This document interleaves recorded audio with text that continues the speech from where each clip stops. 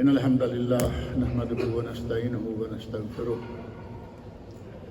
ونعوذ بالله من شرور أنفسنا ومن سيئات أعمالنا من يهده الله فلا مضل له ومن يضلل فلا هادي له وأشهد أن لا إله إلا الله وحده لا شريك له وأشهد أن محمدًا عبده ورسوله أما بعد فإن خير الحديث كتاب الله وخير الهدي هدي محمد صلى الله عليه وسلم وشر الأمور محدثاتها وكل محدثة بدعة وكل بدعة ضلالة وكل ضلالة في النار. رب اشرح لي صدري ويسر لي أمري واحلل عقدة من لساني يفقهوا قولي. رب أعوذ بك من همزات الشياطين وأعوذ بك رب أن يحضرون. اعوذ باللہ السمیع العلیم من الشیطان الرجیم. لا تدخلوا بیوتا غیر بیوتکم حتی تستانسوا وتسلموا علی اہلہا.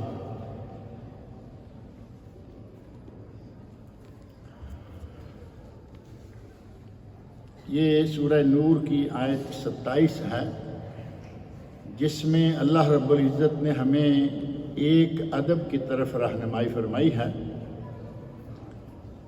اور ادب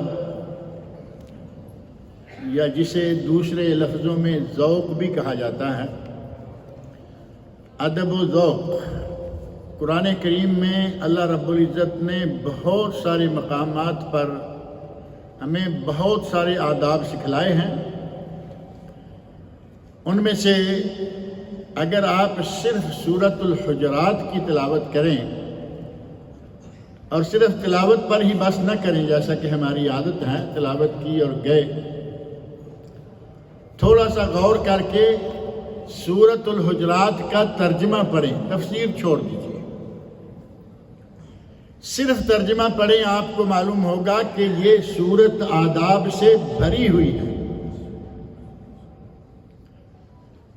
قرآن کریم میں جا بجا آداب ہیں، لیکن یہ پوری سورت خاص طور پر آداب الہی، آداب نبوی، آداب زندگی، ہر قسم کے آداب سے بھرپور ہے. یہی وہ صورت ہے جس کے شروع میں ہی اللہ رب العزت نے ارشاد فرمایا یا ایھا الذین آمنوا لا تقدموا بین یدی اللہ ورسولہ. اے ایمان والو، اللہ اور اس کے رسول سے آگے مت بڑھو. یہی وہ صورت ہے جس میں اللہ رب العزت نے ارشاد فرمایا لا ترفعوا اصواتکم فوق صوت النبی. میرے نبی کی آواز پر اپنی آواز کو بلند مت کرو. یہی وہ صورت ہے جس میں فرمایا ولا تجسسوا ولا یغتب بعضکم بعضا. ایک دوسرے کی جاسوسی نہ کرو اور غیبتیں نہ کرو. ایحب احدکم ان یاکل لحم اخیہ میتا فکرہتموہ. کیا تم یہ پسند کرتے ہو کہ اپنے مردہ بھائی کا گوشت کھاؤ؟ فکرہتموہ، تمہیں اس سے نفرت. چغلیاں اور غیبتیں جو ہماری مجلسوں کا آج پھل بن چکا ہے. مجلس میں بیٹھ گئے، 2-3 پہلے مشہور تھا کہ خواتین بڑی چغلیاں کرتی ہیں، اب ہم بھی کسی سے کم نہیں. کہیں بھی بیٹھے ہیں، عام دنیاوی مجلس اس کو چھوڑ دیجئے. اگر دینی مجلس ہوگی، دنیاوی مجلس والے تاجروں کی چغلیاں، دکانداروں کی چغلیاں، سیلز مینوں کی چغلیاں، فلاں کی چغلیاں. اور اگر دینی مجلس ہوگی تو کس کی چغلیاں ہوں گی؟ مولویوں کی چغلیاں. اگر کوئی امام مسجد ہے تو اپنے نمازیوں کی چغلیاں. میری مسجد کے لوگ، میرے مقتدی. اللہ تعالیٰ نے فرمایا مردہ بھائی کا گوشت کھانے سے بدترین گناہ ہے یہ چغلیاں اور غیبتیں کرنا. اس صورت میں بہت سارے آداب ہیں، اور انسان کا حسن 2 طرح کا ہوتا ہے. ایک حسن ظاہری حصی اور دوسرا حسن ہے معنوی، جو نظر نہیں آتا، لیکن بندے کے اعمال، بندے کی چال ڈال بتاتی ہے کہ اس میں کتنا حسن ہے۔ ظاہری حسن تو معلوم ہے نا، پچھلے دنوں میں بات کر رہا تھا کہ کالا رنگ یہ حسن کے خلاف نہیں ہے، بہت سفید رنگ یہ کوئی حسن کی نشانی نہیں ہے۔ بات ہوئی نا، یہاں بڑے سفید رنگ ہیں لیکن خوبصورتی نظر نہیں آتی، سیاہ کالا رنگ ہے لیکن بڑے خوبصورت۔ خوبصورتی کا معیار کیا بتایا گیا ہے؟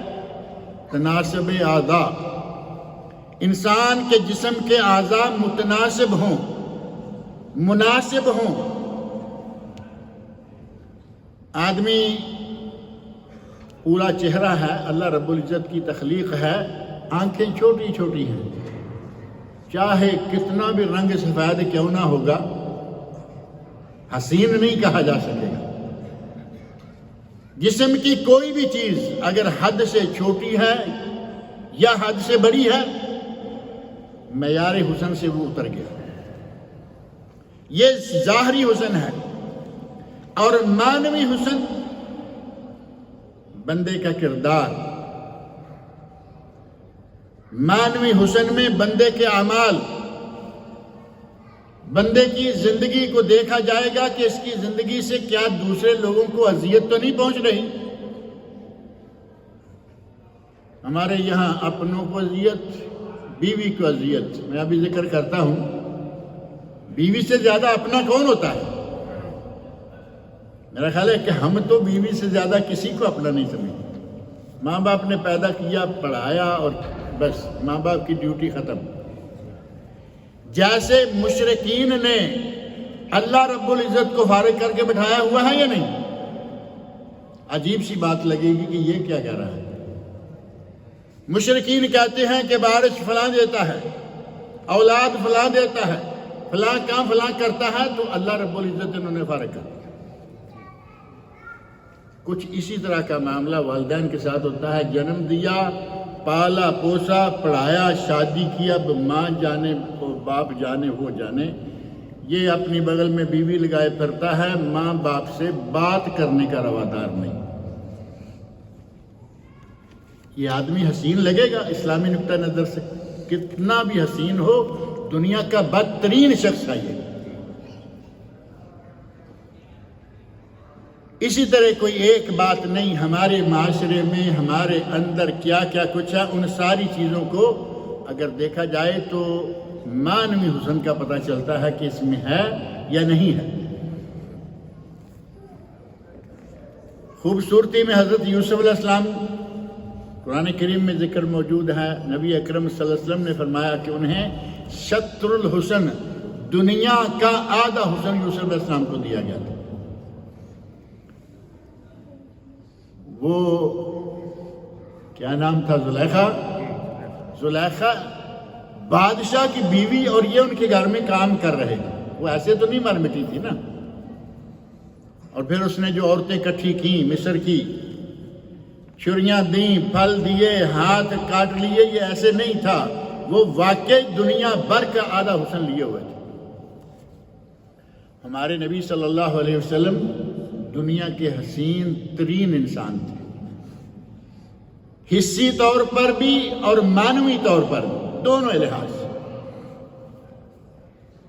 اور حضرت بلال رضی اللہ عنہ کے بارے میں کیا ہے؟ حبشہ کے رہنے والے، رنگ کالا، نقش و نگار موٹے، لیکن اللہ رب العزت نے معنوی حسن اتنا دیا، ظاہری حسن کوئی نہیں۔ غلام رہے، آزاد کروائے گئے، اللہ نے معنوی حسن اتنا دیا کہ نبی اکرم صلی اللہ علیہ وسلم پوچھتے ہیں، بلال اخبرنی بارجا عمل عملتہ فی الاسلام، بلال مجھے بتاؤ تو صحیح کہ مسلمان ہونے کے بعد تم نے کون سا ایسا عمل کیا ہے؟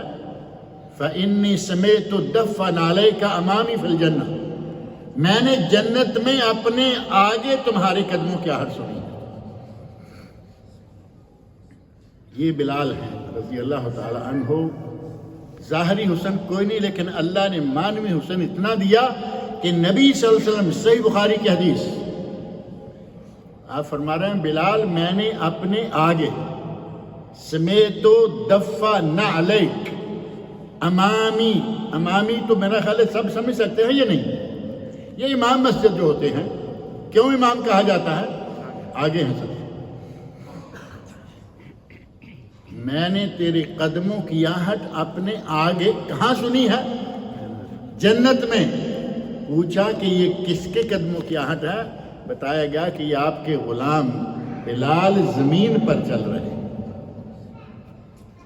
یہ ہے معنوی حسن۔ اللہ تعالی ہمیں ظاہری تو جتنا دیا ہوا ہے، معنوی حسن اکٹھا کرنے کی توفیق عطا فرمائے۔ معنوی حسن ہم نے حاصل کرنا ہے۔ بلال کو یہ اتنا حسن کیوں ملا؟ پتھر پہ لٹائے ہوئے ہیں، نیچے پتھر کی چٹان بھی گرم ہے، دوسرا گرم پتھر سینے پہ رکھا ہوا ہے، اور ہاتھ میں کوڑے ہیں، مار رہے ہیں۔ کہو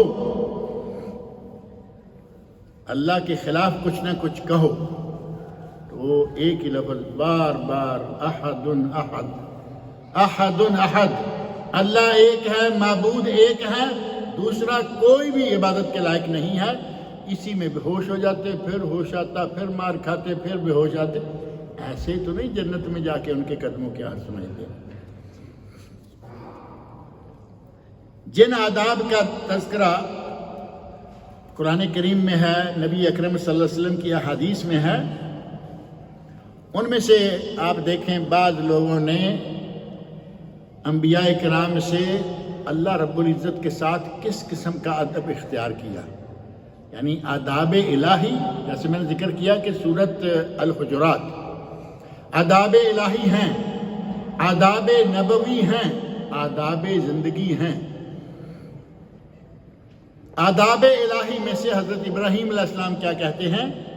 قرآن کریم میں اللہ رب العزت نے ان کا ذکر فرمایا، اور فرمایا کہ ابراہیم علیہ السلام کہتے ہیں الذی خلقنی فہو یہدین، جس نے مجھے پیدا کیا ہے، بنایا ہے، وہی مجھے ہدایت دے گا۔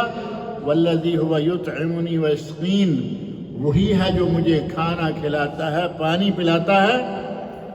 وَإِذَا مَرِضْتُ فَهُوَ يَشْفِينِ، یہ آج تو میرا خیال ہے آپ نے بہت جگہ، خاص طور پر ہسپتالوں میں، میڈیکل سینٹروں میں لکھی دیکھی ہوگی، وَإِذَا مَرِضْتُ فَهُوَ يَشْفِينِ، جب میں کبھی بیمار ہوں تو وہی مجھے شفا دیتا ہے۔ اس آیت میں حضرت ابراہیم علیہ السلام کا ادب کیا ہے؟ اللہ رب العزت کے ساتھ ادب یہ ہے کہ جو بھی اچھی چیز ہے اس کی نسبت اللہ کی طرف، وَالشَّرُّ لَيْسَ إِلَيْكَ، یہ کلمات آپ نے پڑھے ہوں گے کہ شر کی نسبت اللہ کی طرف نہیں کی جاتی ہے۔ گائے، بھینس، بھیڑ، بکری کو کس نے پیدا کیا ہے؟ اللہ تعالیٰ نے۔ وہ خالق ہے گائے کا، بھینس کا، بھیڑ کا، بکری کا، وہی خالق ہے خنزیر کا بھی، لیکن یہ نہیں کہا جاتا، یہ ادب کے خلاف، حالانکہ یقین ہے ہمارا کہ وہی خالق ہے۔ بیمار کون کرتا ہے؟ اللہ۔ لیکن ابراہیم علیہ السلام یہ نہیں کہتے کہ جب وہ مجھے وَإِذَا أَمْرَضَنِي فَهُوَ يَشْفِينِ، جب وہ مجھے بیمار کرتا ہے تو وہی مجھے شفا دیتا ہے، نہیں۔ وَإِذَا مَرِضْتُ، جب میں بیمار ہو جاتا ہوں۔ گویا کہ بیمار ہونے کی نسبت اپنی طرف، زیادہ کھا لیا، یہی بیماری زیادہ تر ہے نا، زیادہ کھا لیا بیمار ہو گئے، زیادہ ٹھنڈا پی لیا بیمار ہو گئے، یہ کر لیا بیمار ہو گئے، وہ کر لیا بیمار ہو گئے۔ ابراہیم علیہ السلام کا وَإِذَا مَرِضْتُ، جب میں بیمار ہو جاؤں تو وہ مجھے شفا دیتا ہے۔ اور ابراہیم علیہ السلام کے اس ادب کی طرح ہی حضرت خضر علیہ السلام کا ادب بھی ہے۔ وہ کہتے ہیں فَأَرَادَ رَبُّكَ فَأَرَدْتُ أَنْ أَعِيبَهَا، یہ واقعات تو بڑے لمبے ہیں۔ جب کشتی والوں کی کشتی توڑ دی تھوڑی سی، تو کیا انہوں نے اپنی مرضی سے توڑی تھی؟ کشتی اللہ رب العزت کے حکم سے توڑی تھی، لیکن کشتی میں عیب لایا گیا، اور عیب کی نسبت اللہ کی طرف ہو یہ اللہ کی ذات منزہ ہے اس سے۔ تو خضر علیہ السلام نے کیا کہا؟ وہ کہتے ہیں فَأَرَدْتُ أَنْ عَيْبَهَا، میں نے اس کشتی میں عیب، اس میں سوراخ کر دیا ہے تاکہ جو پیچھے کشتیاں اکٹھی کرنے چھیننے آ رہے ہیں وہ دیکھیں گے کہ عیب دار کشتی ہے تو وہ چھوڑ جائیں گے۔ ادب مع اللہ، یہ ہے اللہ کے ساتھ ادب، کہ کسی بھی عیب کا، کسی بھی بری چیز کا، کسی بھی شر کا ادب جو نسبت ہے وہ اللہ کی طرف نہ کی جائے۔ اور آگے جب آئی باری بچوں کی، فَأَرَادَ رَبُّكَ أَن يَبْلُغَا أَشُدَّهُمَا وَيَسْتَخْرِجَا كَنزَهُمَا، بچے بڑے ہو جائیں، اپنا خزانہ نکالے۔ جب یہاں باری آئی تو فوراً کہا فَأَرَادَ رَبُّكَ، اے موسیٰ تیرے رب نے چاہا کہ یہ بچے بڑے ہوں اور اپنا خزانہ کھول نکالے۔ ادھر کہا کہ کشتی میں عیب میں نے کیا، یہاں کہا کہ یہ اللہ نے چاہا کہ بچے بڑے ہوں۔ ادب کی سمجھ آ رہی ہے؟ نہیں، باریک باریک باتیں ہیں لیکن یہ آسانی سے سمجھی جا سکتی ہیں۔ ہم اللہ کے لیے لڑائی شروع کر دیتے ہیں، ذرا کوئی تکلیف پہنچی اللہ سے بھی لڑائی، اپنے گھر والوں سے ادھر ادھر سے تو لڑائی کے عادی ہیں، پڑوسیوں سے لڑائی کے عادی ہیں بلا وجہ بھی، اللہ سے لڑنے سے بھی باز نہیں آتے۔ ایسے ہی جنوں میں سے جو مومن جن ہیں، جس وقت نبی اکرم صلی اللہ علیہ وسلم کی بعثت ہوئی تو اس وقت جنوں نے کہا وَأَنَّا لَا نَدْرِي أَشَرٌ أُرِيدَ بِمَنْ فِي الْأَرْضِ أَمْ أَرَادَ بِهِمْ رَبُّهُمْ رَشَدًا، سورۃ الجن کی آیت نمبر 10 ہے کہ ہمیں لگ رہا ہے کہ آسمان پر بڑے سخت پہرے بٹھا دیے گئے ہیں، کیا زمین والوں کے ساتھ کسی برائی کا کام ہونے والا ہے یا اللہ رب العزت نے کوئی ہدایت اور خیر دینے والا ہے؟ ہدایت اور خیر کی باری آئی تو کہا کہ اللہ انہیں کوئی ہدایت اور خیر دینے والا ہے۔ ام اراد بہم ربہم رشدا، اور جب پہلے شر کی باری ہے تو شر کے وقت کہا انا لا ندری اشر ارید بمن فی الارض، ہمیں تو پتہ نہیں کہ زمین والوں کے ساتھ شاید کسی شر کا ارادہ ہے۔ یہ آداب ہیں، نبیوں نے اللہ کے ساتھ کیسے ادب سے باتیں کی، جنوں نے کیسے ادب کے ساتھ باتیں کی۔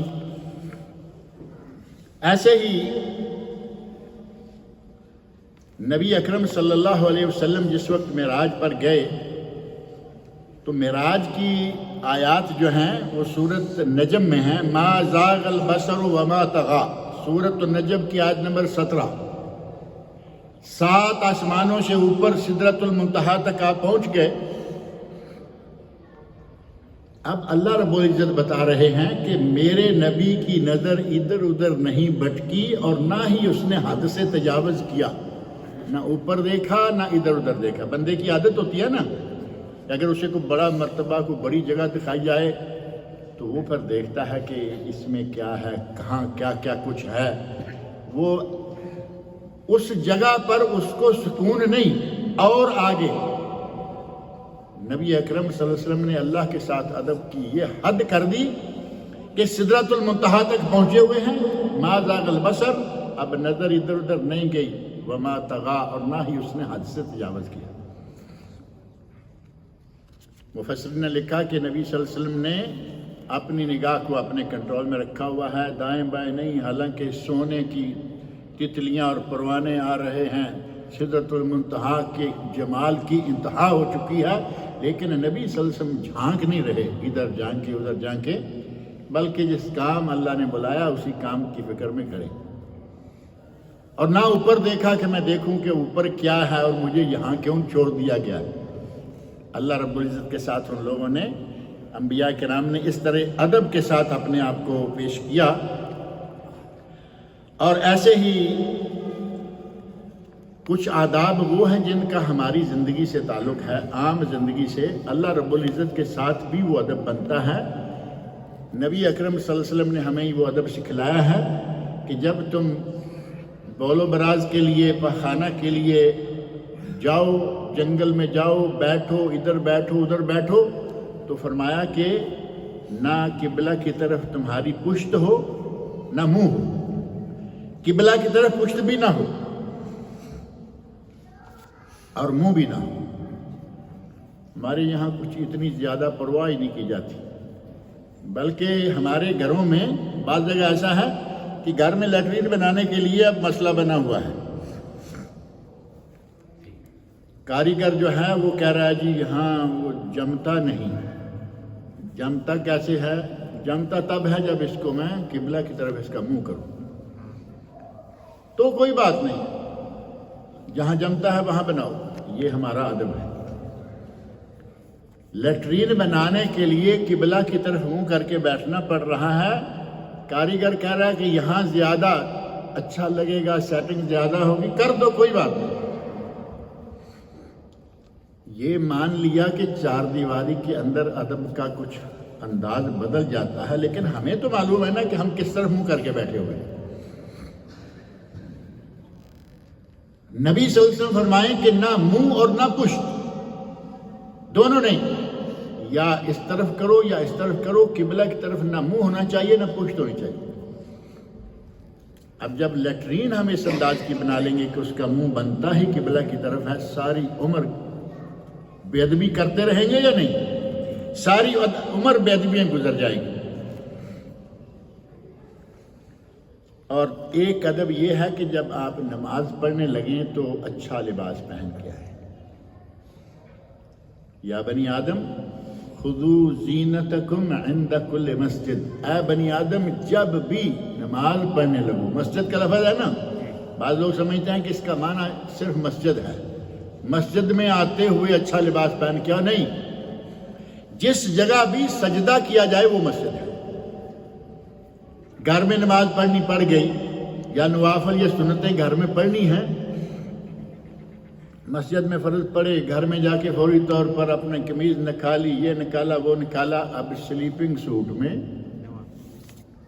نماز پڑھ رہے ہیں، اور اللہ رب العزت فرما رہے ہیں یا بنی آدم خذوا زینتکم عند کل مسجد۔ اور گھر کے اندر تو چلو مان لیا، ہم نے کئی نوجوانوں کو دیکھا مسجد میں سلیپنگ سوٹ میں، اور اتنا گندا انداز، آج کل اسٹریچ سوٹ نکلے ہوئے ہیں، نہ اس کے آگے کوئی پردہ نظر آتا ہے نہ پیچھے پردہ نظر آتا ہے۔ یہ اللہ کے گھر میں آیا ہوا نماز پڑھنے کے لیے، اس آدمی کو کہا جائے کہ کبھی کسی دن اپنے آفس میں چکر لگا کے آج ویسے آفس جاتے ہوئے جان نکلے گی، لیکن اللہ کے گھر میں اسی طرح گندے لباس میں، گندا وہ اس میں یہ نہیں کہ گندگی لگی ہوئی ہے، اس کا انداز گندا ہے، اس میں کوئی پردہ نہیں ہے، سلیپنگ سوٹ میں مسجد میں، سلیپنگ سوٹ میں گھر میں۔ اور جو اللہ رب العزت نے فرمایا خذوا زینتکم عند کل مسجد، جب بھی سجدے کی جگہ پہ کھڑے ہونے لگو اس سے پہلے زینت اختیار کر لو۔ اب یہ کوئی میک اپ کا نہیں کہا، مسجد میں آنا ہے تو خوشبو لگا کے آؤ، نبی اکرم صلی اللہ علیہ وسلم کی سنت ہے۔ ہم مسجد میں آنے لگیں تو گھر سے نکلتے ہوئے مسجد آنے تک 3 منٹ 4 منٹ لگیں گے، ایک سگریٹ سلگا لیتے ہیں کہ مسجد میں جانے تک تو ایک سگریٹ ختم کر ہی لیں گے۔ مسجد کی سیڑھیوں پہ آ کے بڑے زور سے پھینکا، اوپر پاؤں رگڑتے ہوئے، آپ نے بھی کئی لوگوں کو دیکھا ہوگا۔ یہ اللہ کے ساتھ ادب ہو رہا ہے۔ نبی اکرم صلی اللہ علیہ وسلم فرماتے ہیں کہ نماز کے وقت اللہ کے فرشتے نمازی کے منہ سے نماز کے کلمات کو اخذ کرتے ہیں۔ قرآن کریم کی تلاوت کر رہا ہے، جو بھی پڑھ رہا ہے، فرشتے اتنے قریب ہوتے ہیں۔ اب یہ جو دروازے پہ سگریٹ بجھا کے آیا ہے، فرشتے کا جی چاہے گا اس کے قریب آنے کا؟ کبھی کبھی ایسا ہوتا ہے، یقین مانے، سگریٹ پینے والا کسی جگہ پہ نماز پڑھ کے ہٹا اور اتفاق سے وہاں نماز پڑھنا پڑ گئی۔ میں کوئی اتنا نفیس طبیعت نہیں ہوں، لیکن یقین مانے کہ ایک مرتبہ مجھے ایسا تھا کہ کیا آ جائے گی، اور جو نفیس طبع لوگ ہیں وہ تو بہت ہی برا محسوس کرتے ہیں۔ مسجد کے لیے، نماز کے لیے اچھا لباس استعمال کرنا نبی اکرم صلی اللہ علیہ وسلم کی طرف سے تاکید ہے، اللہ رب العزت کی طرف سے حکم ہے۔ خذو، بائی آرڈر کہا، یہ نہیں کہ آپ کا جی چاہے تو لے لو، خذو امر کا صیغہ۔ اور اللہ کے ساتھ ادب ایک یہ بھی ہے کہ جب ہم دعا کریں تو پہلے اللہ کی حمد و ثنا کر لیں. یہ چھوٹتے ہی یہ نہ کہیں کہ یا اللہ میری نوکری چھوٹ گئی ہے، نوکری دے، ہمارا ایگریمنٹ ختم ہو گیا. پہلے اللہ کی حمد و ثنا بیان کرو، نبی اکرم صلی اللہ علیہ وسلم پر درود و سلام پڑھو اور اس کے بعد اللہ سے دعا مانگو. نبی صلی اللہ علیہ وسلم فرماتے ہیں کہ شروع میں، درمیان میں، آخر میں اگر کوئی درود شریف پڑھ کے دعا کرتا ہے تو اللہ اس کی دعا کو قبول کرتا ہے.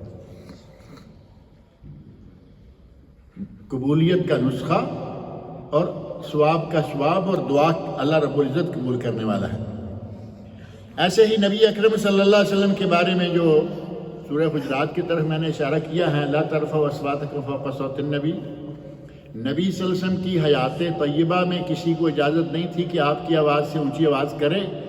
نبی صلی اللہ علیہ وسلم کی وفات کے بعد آپ کی مسجد میں کسی کو اجازت نہیں ہے کہ وہ زور زور سے آوازیں لگائیں. ہمارے یہاں وہاں بھی باز نہیں آتی.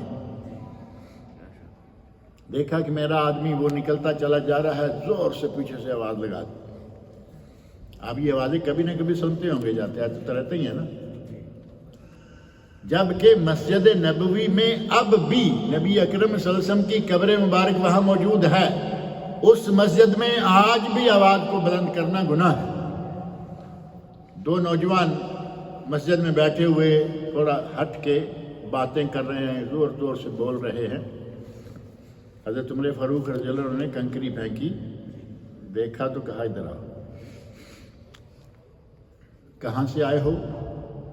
دیکھا پہچانا نہیں ہے، شہر کے نہیں ہیں، ہمارے قریب کے نہیں ہیں. کہاں سے آئے ہو؟ انہوں نے کہا کہ ہم فلاں فلاں کھریا سے، گاؤں سے آئے ہیں.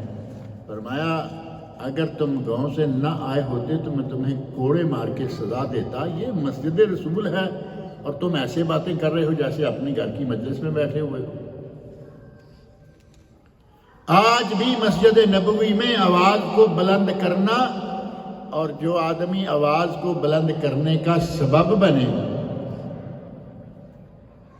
جب سلام کے لیے جاتے ہیں تو یہ لیفٹ میں سلام والی جگہ آ جائے گی نا، رسول اللہ صلی اللہ علیہ وسلم، ابو بکر صدیق رضی اللہ عنہ، عمر فاروق رضی اللہ عنہ. یہاں ہمارے لوگوں نے ہاتھ میں کتاب پکڑی ہوئی ہوتی ہے. امام غزالی نے یہ دعا لکھی ہے، آپ پڑھ کے جائیں گے، اس کے اب 3-4 منٹ لگیں گے. اب پیچھے والے دھکے ماریں گے یا نہیں؟ آوازیں لگائیں گے یا نہیں؟ اس طرح کا آدمی بھی گناہگار ہے. وہ تو اپنی طرف سے دعا مانگ رہا ہے، وہ بھی جعلی گھڑی گھڑائی. امام غزالی رحمۃ اللہ علیہ نے بہت کچھ کر دیا. امام غزالی رحمۃ اللہ علیہ کے بارے میں ایک نقطہ ذہن میں رکھیں کہ ساری عمر وہ منطق، فلسفہ، فقہ اور یہ وہ کرتے رہے، حدیث رسول صلی اللہ علیہ وسلم کے قریب نہیں آ پائے. اور جب مرنے سے تھوڑا پہلے حدیث رسول کی طرف توجہ ہو گئی، یقین بن گیا کہ اگر دین ملے گا تو یہاں سے ملے گا. تھوڑی دیر کے بعد وفات پا گئے. اللہ تعالیٰ ان پر رحمتیں فرمائے. جو ان کے اچھے کام ہیں اللہ تعالیٰ انہیں قبول فرمائے. ایسا ہی معاملہ کچھ علامہ ابن قیم کا نام آپ بہت سنتے ہوں گے. بڑے موحد، بڑے زبردست عالم، بلکہ علامہ اور امام گزرے ہیں. جب تک وہ امام ابن تیمیہ رحمۃ اللہ علیہ سے نہیں ملے، ان سے توحید نہیں سیکھی، تب تک ان کی کتابوں میں بھی تصوف ہے، یہ صوفیوں والی اور یہ مزاروں درباروں والی باتیں ہیں. ان کی ایک کتاب ہے مدارج السالکین. مدارج السالکین کتاب کے نام سے ہی پتہ چلتا ہے منازل، یہ منزلیں، یہ درجے چلنے کے. سالکین یعنی صوفی لوگ جو ہیں. 3 موٹی جلدوں میں وہ کتاب ہے، اور اسے ابھی کچھ عرصہ پہلے ایک عالم نے مختصر کیا 1 جلد میں.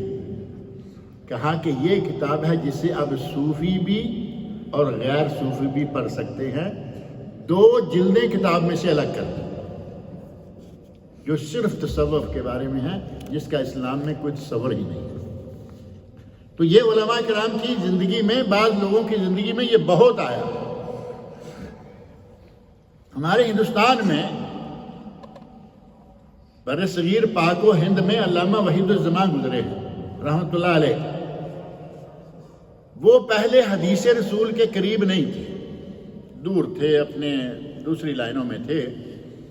اللہ نے توفیق دے دی، علامہ نواب صدیق حسن خان والی بھوپال رحمۃ اللہ علیہ، بڑا مشہور نام ہے، آپ کہیں کہ ہم تو کبھی کبھی سنتے ہیں، بڑا مشہور کہاں سے؟ اگر کہیں علمی کتابیں پڑھیں تو آپ کو پتہ چلے کہ ہندوستان میں جب ہندوستان ایک تھا، بنگلہ دیش، پاکستان، ہندوستان، برما، بھوٹان سب ایک تھا، اس وقت سب سے پہلے ہندوستان میں فتح الباری، شرح صحیح بخاری، نیل الاوطار جو بہترین کتاب ہے، کہتے ہیں کہ وہ آدمی مفتی نہیں ہو سکتا جس کے پاس نیل الاوطار نہ ہو۔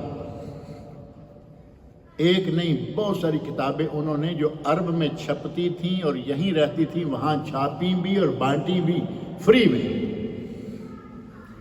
اور خود انہوں نے بہت ساری کتابیں لکھی، بہت ساری کتابیں لکھوائیں۔ ان علامہ نواب وحید الزمان صاحب کو جب اپنے پاس کر لیا تو یہ حدیث کی کتابوں کا ترجمہ کرنا شروع ہوئے، تو دیکھا کہ سمندر تو یہاں ہے، میں کہاں بیٹھا ہوا تھا۔ سارے کا سارا رجحان بدل گیا۔ اب بہت ساری باتیں وہ ہیں جو تھوڑی پہلے دور کی ان کی کتابوں میں ہیں۔ آپ بخاری، مسلم، نسائی، ابن ماجہ، ابو داؤد، 5 کتابوں، صحاح ستہ میں سے 5 کتابوں کا ترجمہ انہوں نے کیا۔ چھٹی ترمذی کا ترجمہ ان کے ہی بھائی نے کیا۔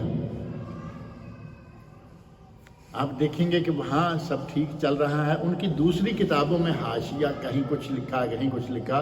آج کئی لوگ کہتے ہیں جی وہ تمہارا مولوی ایسے لکھ گیا۔ ہم تو مولوی کی نہیں، ہم تو کتاب اللہ اور سنت رسول کی بات کرتے ہیں۔ اگر وہاں کچھ ہے تو بتائیے۔ کئی لوگوں نے تو یہاں تک کہا کہ ہم جب قرآن و سنت کے منافی بات آئے تو ہم جب امام ابو حنیفہ رحمۃ اللہ علیہ کی نہیں مانتے تو تیرے مولوی کی کہاں مانیں گے؟ غرض یہ کہ علامہ ابن قیم رحمۃ اللہ علیہ کا بھی ایک دور گزرا ہے کہ ان میں تصوف تھا، اور اسی تصوف کے زمانہ میں انہوں نے مدارج السالکین لکھی۔ اس میں انہوں نے آداب بہت زیادہ ذکر کیے، جن میں سے کچھ آداب کا تذکرہ جو ہے آج بھی خطبہ میں ہوا۔ نبی اکرم صلی اللہ علیہ وسلم نے ہمیں جو آداب بتائے ہیں، ایک ادب نبی صلی اللہ علیہ وسلم کے بارے میں دوسرا قرآن کریم میں یہ بھی ہے، سورۃ الحجرات کی آیت نمبر 4، ان الذین ینادونک من وراء الحجرات اکثرهم لا یعقلون۔ اے میرے نبی، جو آپ کو کمروں کے پیچھے سے آوازیں لگاتے ہیں ان میں سے اکثر لوگ عقل مند نہیں۔ جو عقل مند نہ ہو اسے کیا کہتے ہیں؟ بے عقل، سیدھا سیدھا، اور جاہل بھی کہہ سکتے ہیں یا نہیں؟ اللہ رب العزت کہہ رہے ہیں کہ میرے نبی، جو تمہیں تیرا نام لے لے کے، تفسیر کی کتابوں میں یہ بات موجود ہے کہ کچھ بدو آئے، نبی صلی اللہ علیہ وسلم کے آداب کو نہیں جانتے، آداب کیا ہیں، کیسے بلانا ہے، ایسے کھڑے ہو کے زور زور سے یا محمد یا محمد آوازیں لگانے لگے۔ اللہ رب العزت نے یہ آیت نازل کی۔ اور آج ہمارے مساجد میں، ہمارے گھروں میں، ہماری دکانوں میں آپ لکھا ہوا پائیں گے، ایک طرف یا اللہ، دوسری طرف یا محمد لکھا ہوا یا نہیں؟ صحابہ کرام میں سے ثابت کر دیں کہ کبھی کسی صحابی نے نبی صلی اللہ علیہ وسلم کو یا محمد کہا؟ قطعاً نہیں۔ یا رسول اللہ، یا نبی اللہ۔ جب بھی پکارا تو لقب کے ساتھ پکارا، نام کے ساتھ نہیں۔ آج ہم نے دین ہی عجیب قسم کا بنا لیا ہے، اللہ کے ساتھ رسول اللہ کو برابر کر دیا۔ پہلی بات یا اللہ اور یا محمد۔ دوسرا یہ کہ اللہ کہے کہ تم میرے نبی کو اپنے آپس میں جو ایک دوسرے کو بلاتے ہو، میرے نبی کو ایسے مت بلاؤ، اور ہم پھر بھی وہی نام لیں۔ اللہ نے ارشاد میں ان الذین ینادونک من وراء الحجرات اکثرهم لا یعقلون، بے وقوف ہیں وہ جو نام لے لے کے آوازیں کس کس کے۔ اور یہی بات ملتی جلتی سورۃ النور کی آیت نمبر 63 میں اللہ نے فرمایا لا تجعلوا دعاء الرسول بینکم کدعاء بعضکم بعضا، جس طرح تم آپس میں ایک دوسرے کو پکارتے ہو میرے نبی کو اس طرح نہ پکارو۔ آپ میرا خیال ہے کہ آج کوشش کریں، اگر اللہ توفیق دے، آج کل پرسوں سورۃ الحجرات ایک مرتبہ پڑھ لیں۔ ترجمے کے ساتھ. یہ آپ کو بہت سارے آداب سکھلائے اور لوگوں کے ساتھ جو ہمیں آداب اختیار کرنے چاہیے وہ ایک یہ کہ جب کبھی کسی اجتماع میں کسی مجلس میں خاص طور پر نماز پڑھنے کے لیے مسجد میں آئیں، جمعہ پڑھنے کے لیے مسجد میں آئیں، اچھا لباس پہن کے آئیں، خوشبو لگا کے آئیں. لیکن نمازوں میں بھی آیا کریں. صرف جمعہ میں خوشبو لگائی، نہائے دھوئے، فرسٹ کلاس ٹوپی سر پہ چمکدار پہنی ہوئی، 8 دن کے بعد مسجد کی دیدار کے لیے نہیں. مسجد میں آتے رہیں لیکن جمعے کا خاص اہتمام، غسل کریں، گھر میں جو خوشبو ہے اچھی خوشبو ہے وہ لگائیں. نبی اکرم صلی اللہ علیہ وسلم جس گلی سے گزر جاتے ڈھیروں اس گلی سے دیر تک خوشبو آتی رہتی. ایک وہ خوشبو جو آپ کے جسم اطہر سے نکلتی تھی اور اس پر کفایت نہیں کی، آپ اتنی خوشبو استعمال فرمایا کرتے تھے کہ آپ کے سر کے اوپر جو ٹوپی ہوتی، پگڑی کے نیچے ایک ٹوپی ہے نا، اوپر پگڑی نیچے ایک چھوٹی سی ٹوپی ہوتی ہے کہ پگڑی کو تیل نہ لگے.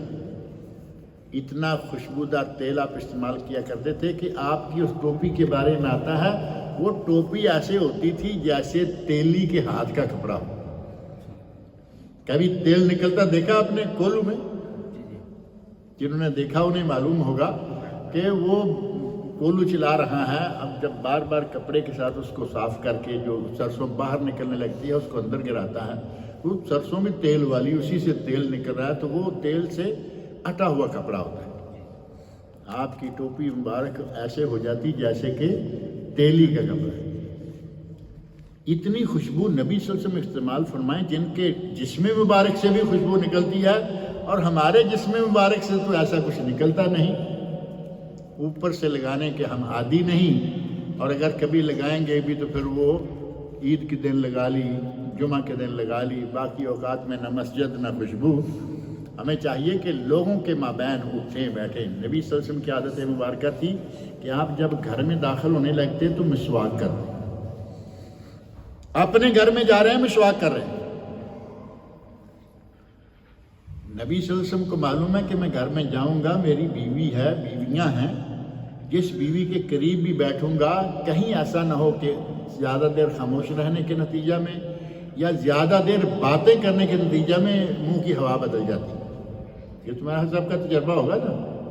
رمضان میں عصر کے بعد روزے دار کے منہ کی ہوا بدلی ہوئی ہوتی ہے، جسے نبی صلی اللہ علیہ وسلم لخلوف فم الصائم اطیب عند اللہ من ریح المسک. روزے دار کے منہ کی جو بدبو ہے اللہ کو کستوری سے بھی زیادہ پسند ہے، کیونکہ یہ عبادت کی وجہ سے بدبو بنی. تو نبی صلی اللہ علیہ وسلم گھر میں جاتے ہوئے خوشبو استعمال کرتے، اپنا مسواک کر کے منہ کی ہوا کو بہتر ہو. آپ مسواک کیا کرتے تھے اراک، پیلو، یہ جو یہاں پڑی ہوئی تھی نا آتے ہوئے آپ نے دیکھی ہوگی، یہ پیلو کا درخت ہے. بڑی اچھی اس کی اپنی خوشبو بھی ہے، اس کا بڑا اچھا ٹیسٹ بھی ہے. ہمارے پاکستان انڈیا میں تو یہ ملتی نہیں، مشکل ہے. وہاں لکڑی کی لیتے ہیں، پھر اس کو کوٹتے ہیں، پھر بناتے ہیں. یہ نرم جیسے عام درخت کی چیزیں ہوتی ہیں. بہترین چیز اس کی اپنی خوشبو، اس کا اپنا ٹیسٹ. اور خاص بات ایک آپ نے جو مسواک کرتے رہتے ہیں انہوں نے معلوم کیا ہوگا کہ یہ مسواک کرتے رہیں تو گلا بھی خراب نہیں ہوتا، کیونکہ اس کے اندر جو میڈیکل ڈاکٹر جانتے ہیں کہ اس کے اندر ایسے مواد موجود ہیں کہ وہ گلے کی انفیکشن اور یہ وہ سب دور کر دیتے ہیں. مسوڑے خراب نہیں ہوں گے، دانت صاف رہیں گے، معدہ بھی صاف رہے گا. یہ ڈاکٹروں والی باتیں ہیں. بہرحال نبی اکرم صلی اللہ علیہ وسلم مسواک فرمایا کرتے تھے. اور ہم گھر میں جاتے ہوئے کیا کرتے ہیں، معلوم ہے بیوی ہی ہے نا بچے ہی ہیں، یعنی بیوی بچے کو ہمارے یہاں معاشرے میں کوئی اہمیت نہیں دی جاتی. اہمیت دیں گے تو سر پہ اٹھا لیں گے، ماں باپ کو بھی گرا دیں گے، اور نہیں دیں گے تو پھر کوئی حیثیت نہیں ہے. یہ جو بیوی ہے کبھی کبھی تو بہت عجیب لگتا ہے، کہیں گے پاؤں کی جوتی ہے. سنا ہے یا نہیں؟ پاؤں کی جوتی. نبی اکرم صلی اللہ علیہ وسلم فرمائے الدنیا کلھا متاع وخیر متاع الدنیا المرأۃ الصالحہ. یہ دنیا مال و اسباب ہے اور دنیا کی سب سے قیمتی دولت تمہاری نیک بیوی ہے، اور تم کہو کہ یہ جو پاؤں کا جوتا ہے. ہمارے معاشرے کی مثالیں بھی کچھ ایسی ہیں کہ نبی صلی اللہ علیہ وسلم کے سامنے بے ادبی، نبی صلی اللہ علیہ وسلم کے اقوال زرعی کا مذاق اڑایا جاتا ہے. نبی صلی اللہ علیہ وسلم اپنی بیویوں سے مشورہ لیا کرتے تھے. ہمارے یہاں کہتے تھے نہیں، عورت کی عقل گھٹنے میں بلکہ ٹخنے میں، میرا خیال ہے ٹخنے میں کہتے ہیں، گھٹنے میں، ٹخنے میں، یعنی بالکل پاؤں کے پاس. عورت کی عقل ٹخنے میں ہوتی ہے، اس سے کیا مشورہ لینا ہے؟ نبی اکرم صلی اللہ علیہ وسلم نے مشورہ لیا اور بڑا فائدہ اٹھایا. واقعہ لمبا ہے. بیعت رضوان صلح حدیبیہ کے موقع پر مشرکین مکہ نے روک دیا. مختصر میں بتا دوں، مشرکین مکہ نے مکہ جانے سے روک دیا، کہا کہ اس سال نہیں جائیں گے، اگلے سال آئیں گے، بغیر تیر و تلوار کے آئیں گے. ایک معاہدہ ہوا لمبا. نبی صلی اللہ علیہ وسلم نے معاہدہ کیا اور اس بات کو قبول کر لیا کہ ہم نہیں جاتے. صحابہ سے کہا کہ اپنے بال منڈواؤ اور قربانیاں ذبح کر دو جو ساتھ لائے. اب صحابہ کرام میں سے کوئی نہ بال منڈوا رہا نہ قربانیاں ذبح کر دو. ایک مرتبہ کہا، دو مرتبہ. کیا سمجھتے ہیں کہ صحابہ نعوذ باللہ نافرمان تھے؟ ایسا قطعاً نہیں تھا. وہ پریشان ہیں. 450 کلومیٹر سفر کر کے ہم آئے اور یہاں ہمیں مکہ کے قریب آ کے اندر نہیں جانے دے رہے، حدیبیہ کے مقام پہ روک لیا. نبی صلی اللہ علیہ وسلم بڑے گرما گرمی میں اپنے خیمہ میں گئے. اندر زوجہ محترمہ موجود ہیں. کہا کون ہے وہ جس نے میرے نبی کو ناراض کیا ہے؟ بڑے سخت الفاظ میں کہا. تو آپ نے فرمایا دیکھو میں ان کو کہہ رہا ہوں کہ سر منڈواؤ اور قربانیاں ذبح کرو اور کوئی کچھ نہیں کر رہا. فرمایا یا رسول اللہ، وہ آپ کے جان دینے کو تیار رہنے والے لوگ انکار کیسے کریں گے؟ آپ ایک چھوٹی سی ترکیب استعمال کیجیے. ان لوگوں کے وسط میں بیٹھ کر اپنا سر منڈوائیے اور اپنی قربانی ذبح کرو. آپ نے وہ ترکیب استعمال کی. آپ کا سر مونڈنے سے پہلے لائنیں لگ گئیں. کوئی کسی کا سر مونڈ رہا ہے، کوئی کسی کا مونڈ رہا ہے، کوئی جانور ذبح کر رہا ہے. ہمارے کہتے ہیں جی عورت اس کی عقل ٹخنے میں. کوئی کہتا ہے کہ عورت ادھر کا جانے کو کہے تو تم ادھر کو جاؤ. کیا ہو گیا ہمارے معاشرے کو، ہمارے لوگ. اور ایک ادب گھر میں داخل ہونے کا، کسی کے گھر میں داخل، بیل بجاؤ. آج کل مطلب دروازہ کھٹکھٹانا ہے. کسی کی بیل نہیں ہے، دروازہ کھٹکھٹاؤ. کتنا؟ 3 مرتبہ. ہمارے یا تو اتنا دروازہ کھٹکھٹائیں گے کہ سوئے ہوئے بھی جاگ جائیں، بلکہ پڑوسیوں کو بھی پتہ چل جائے کہ پڑوسیوں کے گھر میں کوئی آنے والا ہے یا آیا ہے. یا پھر ایک مرتبہ دبا کے بھاگ جائیں گے اور ناراض ہو جائیں گے، لو جی ہم نے دروازہ بجایا اور کسی نے کھولا نہیں. نبی سے فرمایا کہ 1 مرتبہ 2 مرتبہ 3 مرتبہ بجاؤ، نہیں تو بغیر کسی دل میں مذائقہ لیے واپس چلے جاؤ. ہو سکتا ہے کہ گھر والے کسی بھی وجہ سے نہیں کھول رہے. ہمارے یہاں بیل دی، دوسری دی، تیسری دی، دیے جا رہے ہیں. جب تک کوئی باہر نہیں نکل آئے گا بیل چلتی رہے گی. یہ بے ادبی ہے. 1 2 3 اور بس. کوئی نکلتا حقیقت نہیں نکلتا. پھر بیل دے کے دروازے کے سنٹر میں کھڑے ہو جانا منع ہے. یا دائیں کھڑے ہو یا بائیں. حدیث رسول میں یہ سارے آداب جو ہیں وہ موجود ہیں. امام بخاری رحمۃ اللہ علیہ کی کتاب ہے الادب المفرد، اردو میں موجود ہے، انگلش میں موجود ہے.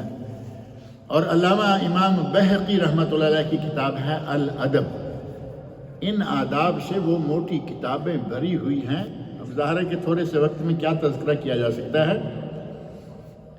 موبائل کی کال کرنی ہو تو پھر وہی رویہ جو بیل کا ہے. 1 کی نہیں، 2 کی، 3 کی، 4 کی، بعض دفعہ 5 6 مرتبہ کال کر کے تب جا کے سکون آتا ہے کہ یہ نہیں اٹھائے گا. 1 مرتبہ کال کی اسے نہیں اٹھایا، چھوڑ دو. اگر اس کا تمہارے ساتھ اتنا تعلق ہے تم اس کال دیکھ کے جواب دے گا. یا تھوڑا ٹھہر کے کر لو. کیے جائیں گے. یہ طریقہ کار جو ہے یہ بھی غلط ہے. اور باتیں تو بہت ہیں، لیکن گاڑی چلانے کے سلسلہ میں ادب کا تھوڑا سا تذکرہ کر دیں۔ ہمارے یہاں گاڑی چلانا ایک عرصہ ہوا، میں نے ایک بورڈ پڑھا تھا، پتہ نہیں کہاں میں نے پڑھ لیا ہے، پڑھا یہاں سعودیہ میں، لکھا ہوا تھا السواقہ ذوق و فن، گاڑی کا چلانا ایک ذوق ہے اور ایک ادب ہے۔ اب ذوق اور ادب ایک ہی بات ہے، جیسے میں نے شروع میں بات کی کہ ذوق و ادب، گاڑی آپ کے ساتھ گاڑی چلنے کے لیے، ایک گاڑی اوورٹیک کرنے کے لیے آئی ہے، آپ کی جان پر بن گئی کہ میرے پاس لینڈ کروزر اور یہ مجھے اوورٹیک کرے گا، ٹویوٹا والا، ڈاٹسن والا، بھائی اس کو ضروری جانا ہے، وہ جا رہا ہے، تم اسے راستہ دے دیا۔ پھر کبھی ایسا ہوگا کہ آپ کوشش کریں، لائٹ دیں بار بار کہ آدمی آگے سے ہٹ جائے، نہیں ہٹ رہا اپنے مزے میں، یا موبائل میں بزی ہے یا کچھ بھی ہے، یا کبھی ایسا ہوتا ہے کہ سمجھ آتی ہے کہ آدمی جان بوجھ کے نہیں ہٹ رہا۔ یہ راستے کے آداب کے خلاف ہے۔ راستہ دو، قرآن کریم نے فرمایا کہ جب تم سے مجلس میں کھلا ہو کے دوسرے آدمی کو جگہ دینے کا کہا جائے فَافْصَحُوا یفصح اللہ لکم، تو سمٹ جاؤ، جگہ بنا کے دے دو، اللہ تمہیں جگہ دے گا۔ ہم روڈ اتنی کھلی ہے، وہاں جگہ دینے کے لیے تیار نہیں۔ پھر پارکنگ سلسلے میں خاص طور پر پارکنگ، گھر والے نے لکھ کے لگایا ہوا ہے نو پارکنگ، وہاں گاڑی کھڑی کریں گے، دیکھا جائے گا کون ہے یہ نو پارکنگ والا، گلی اس کے باپ کی ہے، گھر اس کا، دروازہ اس کا، گلی تو اس کے باپ کی نہیں، دروازہ تو اس کا ہے یا نہیں۔ ہسپتال میں جائیں، وہاں کچھ جگہ ایسی ہوتی ہیں جس میں وہ جو بیچارے معذور لوگ ہوتے ہیں، معذور لوگوں کے لیے جگہ بنی ہوئی ہے، وہاں گاڑی کھڑی کر دیں گے۔ ایک مرتبہ کسی میں نے یہ پڑھا، اسی جگہ لکھا ہوا تھا، جہاں لکھا ہوا ہوتا نا کہ یہ معذوروں کے لیے ہے، وہیں لکھا ہوا تھا کہ اپنی گاڑی یہاں کھڑی کر جاؤ اور ہماری معذوری تم لے لو۔ اندازہ کریں، ان کی طرف سے یہ جملہ لکھا ہوا تھا عربی میں کہ ہماری معذوری تم لے لو، یعنی تمہاری ٹانگ ٹوٹے اب میری جگہ تم لے لو، میری ٹانگ سالم ہو جائے۔ ہسپتالوں میں اس طرح کا انداز، مسجدوں میں اس طرح کا انداز، پھر کہیں کبھی ایسا ہوگا کہ فارمیسی، ہوٹل یا کوئی ایسی جگہ ہے، آگے بھاگے آئیں گے، گاڑی ایک جگہ کھڑی کی اور 2-3 گاڑیاں اس کی وجہ سے بلاک ہو جائیں گی، اور یہ جلدی جلدی آ کے کیا کر رہے ہیں، میں ابھی چائے پکڑ کے رہا، ٹی ٹائم پہ کھڑا ہے یا کہیں بھی کھڑا ہے، میں ابھی چائے لے کے آیا، اور آگے جا کے دیکھا کہ 2-3 لوگوں کے لیے وہ بنا رہا ہے۔ اب ابھی والی بات، پیچھے لوگ، کوئی ہارن دے رہا، کوئی گالیاں دے رہا، دونوں کام کریں گے نا، ان کا بھی تو ایک حق ہے۔ گاڑی چلانا ذوق بھی ہے، گاڑی چلانا ادب بھی ہے، اس کے آداب کا خیال رکھنا چاہیے۔ اور ادب کے ضمن میں تو یہ بات آتی ہے کہ بلا وجہ ہارن نہیں بجانا چاہیے، بلا وجہ گاڑی کا ہارن نہ بجائیں، جہاں ضرورت محسوس ہے وہاں آپ فلیش دیں، اس کو لائٹ ماریں۔ ہارن آخری بات ہے کہ ہماری بات شروع ہارن سے ہوتی ہے، جیسے دیکھا کچھ ہے ٹک سے ہارن، اور کبھی کبھی تو پھر اتنے زور سے اپنے ہارن بجانے کی وہ جگہ بنی ہوتی ہے نا، بس ڈرائیور کو دیکھا وہ وہاں ٹھک ٹھک مارنا شروع کر دیں گے، پر 2-3-4 مرتبہ ہارن کیا ہوا۔ گاڑی اللہ رب العزت کی نعمت ہے، اور اللہ نے نعمت دی ہے تو اسے صبر کے ساتھ استعمال کریں، تحمل کے ساتھ استعمال کریں، اچھے طریقے سے استعمال کریں۔ یہ بہت ساری باتیں ایسی ہیں کہ آپ اچھا رویہ اختیار کریں، بولنے کے لیے اچھے الفاظ اختیار کریں۔ ہمارے بعض لوگ ہیں بولتے ہوئے الفاظ کیا نکال رہے ہیں پرواہ نہیں کرتے۔ میں بس ایک چھوٹی سی بات بتا کے چھوڑ دیتا ہوں۔ کہا گیا، ایک واقعہ ہے کہ کسی حاکم نے خواب دیکھا کہ میرے سارے دانت ٹوٹ گئے۔ اب ظاہر ہے کہ حاکم کے سامنے بڑی دنیا ہوتی ہے، کوئی خواب بتانے والا، تعبیر بتانے والا، کوئی ڈاکٹر ہے، کوئی فلاں ہے، جو نورتن ہوتے ہیں، کیا بلایا، ایک کو بلایا، کیا میں نے یہ خواب دیکھا ہے، تو کہتا ہے کہ امیر المومنین آپ کی ساری اولاد آپ کی زندگی میں فوت ہو جائے گی۔ کہا چلو ٹھیک ہے دفع ہو جاؤ، کیا کرے گا اور؟ دوسرا آیا، اس کو بلایا، اس نے بھی اسی طرح کہا جاؤ تم بھی جاؤ۔ تیسرے کو بلایا اور تیسرے نے آ کے جو خواب کی تعبیر بتائی، اس نے کہا ہنی اللہ کا یا امیر المومنین، امیر المومنین آپ کو خوشخبری ہو، انکا ستکون اطول اقربائک عمرا انشاءاللہ، اللہ نے چاہا تو آپ اپنے سارے عزیز و اقارب سے لمبی عمر والے ہوں گے۔ کیا تیر مار لیا اس نے؟ اپنے سارے اقربا، گھر والوں سے، بیوی سے، بچوں سے، اپنے عزیز و اقارب سے، آپ سب سے انشاءاللہ لمبی عمر والے ہوں گے۔ معنی وہی ہوا یا نہیں کہ آپ کی زندگی میں سارے مر جائیں گے، لیکن اس نے مر جائے نہیں کہا کہ آپ کی عمر لمبی ہو۔ الفاظ کا انتخاب، اچھے انداز سے گفتگو کرنا، یہ ایک بہت اہم ادب ہے۔ اللہ رب العزت سے میری دعا ہے کہ وہ ہمیں اچھے آداب اختیار کرنے کی، اور خاص طور پر قرآن سنت پر مبنی جو آداب ہیں ان کو اختیار کرنے کی توفیق عطا فرمائے۔